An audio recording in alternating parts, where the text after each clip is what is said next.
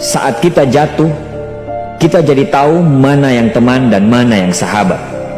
Saat kita gagal, kita jadi tahu mana yang betul-betul peduli dan mana yang hanya singgah dalam senang. Saat kita tidak punya apa-apa, kita jadi bijak mengenal mana yang tulus dan mana yang bulus. Saat kamu sukses, kaya, dan lagi di atas dalam proses kehidupan, semua orang akan memuji, semua orang akan menyanjung, bahkan semua orang akan mengaku kalau dia ikut berperan dalam suksesmu. Tapi pada saat kamu jatuh, pujian itu akan berubah menjadi hinaan, sanjungan itu akan berubah menjadi cacian. Semua orang tidak akan pernah menganggapmu ada. Percayalah, saat gagal, semuanya menjadi gelap. Kamu akan ditinggalkan, dan kamu seperti ilalang kering di padang tandus. Tapi saat gagal itulah Tuhan akan menunjukkan siapa yang setia dan siapa yang tidak setia. Kawan, saat-saat gagal itulah pilihan kita cuma ada dua: meratapi kegagalan dan membiarkan semuanya menjadi kalah, atau kamu bangkit dan menjadikan kegagalan itu sebagai acuan untuk bangkit dan terus bangkit. Menangislah sekeras mungkin, berteriaklah selantang mungkin. Tidak apa-apa. Tidak ada manusia hebat di dunia ini yang tidak pernah menangis dan berteriak karena gagal. Menangis dan berteriak saat gagal bukan karena kita lemah.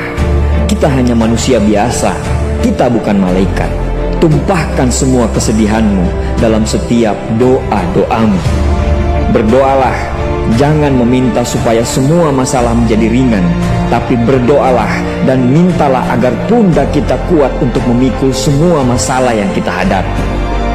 Ketahuilah, Tuhan menciptakan masalah selalu beserta solusinya.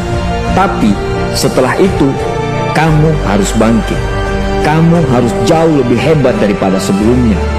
Kegagalan adalah guru terbaik yang akan mengajarkan kita untuk bangkit kembali dan mengetahui hal mana yang perlu kita hindari di kemudian hari. Ketahuilah, anak panah akan melesat jauh ke depan jika sebelumnya ditarik jauh ke belakang. Sama, kesuksesan yang luar biasa pasti diraih setelah mengalami kegagalan yang teramat dalam. Kegagalan hanya akan dirasakan oleh orang-orang yang mau berjuang. Kegagalan tidak akan terjadi kepada orang-orang pemalas yang mengabdikan hidupnya hanya untuk menjadi benalu kehidupan.